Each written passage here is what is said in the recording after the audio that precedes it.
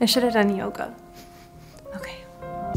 Hi, this is Holly with Chic on the Cheap, and here are a few things I want you to know about working with an interior designer.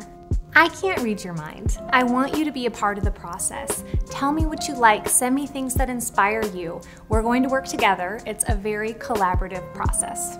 It doesn't happen overnight. It takes time to find the right thing. I want to be intentional with the design process instead of just filling your house with stuff. And also, this isn't an episode of HGTV. When I come to your home for a meeting, it doesn't have to be perfect. Sometimes the best design ideas are a result of the mess.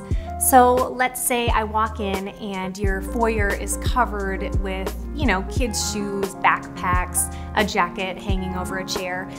Maybe that tells me that instead of doing the foyer table with the big mirror and the lamp that we talked about, we should do a storage cabinet with a built-in bench and some hooks and cubbies. When issues arise, and they always do, please don't kill the messenger.